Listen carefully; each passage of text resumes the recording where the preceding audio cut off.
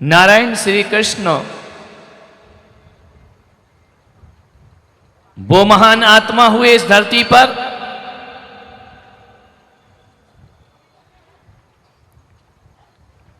जिन्होंने भारत की दो सनातन परंपराएं, एक वैदिक परंपरा और एक श्रमण परंपरा का गठबंधन कराया। श्रमण परंपरा जैनों की है, वैदिक परंपरा वेद की है। ये दोनों परंपराएं बड़ी सनातन हैं।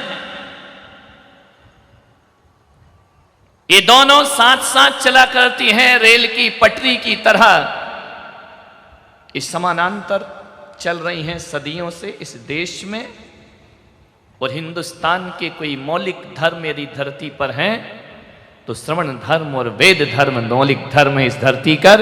ये बाहर से नहीं आए हुए हैं, ये हिंदुस्तान की ही मूलभूत धर्म है। इन्होंने सारे जगत को अध्यात्म का संदेश प्रदान किया है। नारायण श्री कृष्ण जिनका जन्म ऐसे राजकुल में हुआ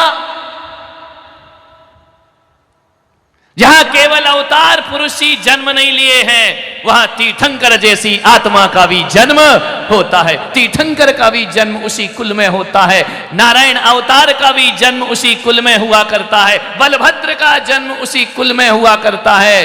ऐसा वह वंश, ऐसा वह कुल जहां पर महान महान आत्माओं ने जन्म लेकर हरि कुल को धन्य कर दिया, यदु कुल को धन्य कर दिया। महान पुरुषों का जन्म हुआ उस परिवार में। वासुदेव पुत्र नारायण कृष्ण।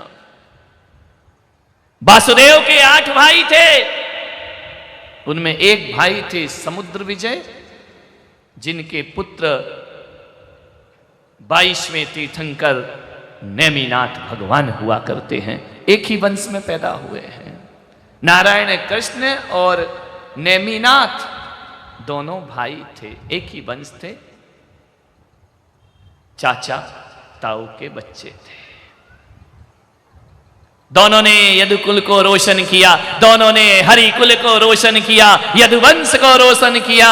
महान आत्मा हुए नारायण श्री कृष्ण। वो आत्मा हुए जिन्होंने हिंदुओं के दिलों में अपना स्थान बनाया, एक स्थान, पूजित स्थान बनाया।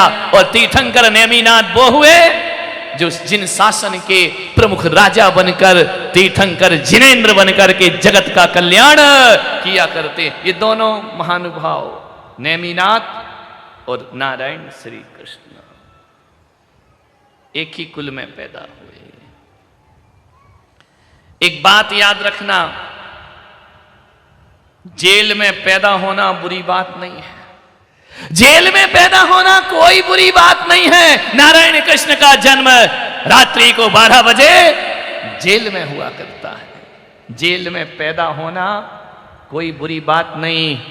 मैं पुलक सागर कहता हूं, जेल में पैदा होना बुरी बात नहीं है, जेल में जीना और जेल में मरना बुरी बात हुआ करती है। नारायण कृष्ण ने संदेश दिया कि बड़े बड़े महापुरुषों का जन्म महलों में हुआ, तो नारायण कृष्ण का जन्म मामा की जेल में हुआ, मथुरा में हुआ। नारायण कृष्ण का जन्म जेल में। जेल में पैदा हो जाओ, कोई मत घबराओ, लेकिन सूरत वालों ऐसे काम करना कि जेल में जीना ना पड़े और जेल में मरना ना पड़े। नारायण कृष्ण का जन्म कारागृह में होता है। पढ़ा नारायण कृष्ण, दो महान आत्मा, एक राम और एक कृष्ण। जग में सुंदर है दो नाम, चाहे कृष्ण कहो या राम। दो महान नाम हुए। एक बात याद रखना, कृष्ण की कथनी और राम की करनी, दोनों में बड़ा अंतर है। कृष्ण की कथनी और राम की करनी अनुकरणीय होती है।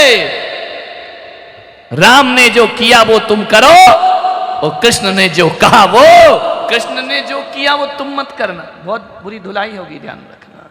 वो कृष्ण जैसी महान आत्मा ही कर सकते हैं। आप और हम के बस की बात कन्हैया ने जो किया वो करना मत, नहीं तो बोलो कान्हा ने जो किया वो हम भी करेंगे। एक आदमी था, बोले कृष्ण गोपियों को छेड़ते थे, रास रचाते थे, मैं भी करूंगा, मैं भी उनका उपासक हूं। मैंने कहा पागल, कृष्ण की ये बातें तो तुझे याद है, लेकिन ये बात याद है कि एक बार कृष्ण ने पूरे गोकुल की रक्षा के लिए अपनी छोटी उंगली में गोवर्धन पर्वत उठा लिया था। मैंने कहा बोल, कृष्ण जो करेंगे वो तू करेगा? उनने गोवर्धन पर्वत उठाया था। अरे रामलाल, तू रास्ते का गोबर ही उठा के बता दे तो मैं समझूंगा तू कृष्ण का गोबर उठता नहीं है, गोवर्धन की बात करता है। ध्यान रखे, एक बात याद रखना, राम जीवन भर देवता बन करके जिए हैं और कृष्ण जीवन भर मनुष्य बन करके जिए हैं।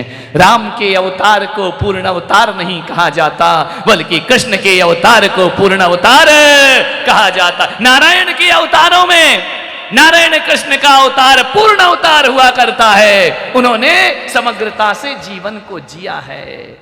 राम कृष्ण, ध्यान रखें।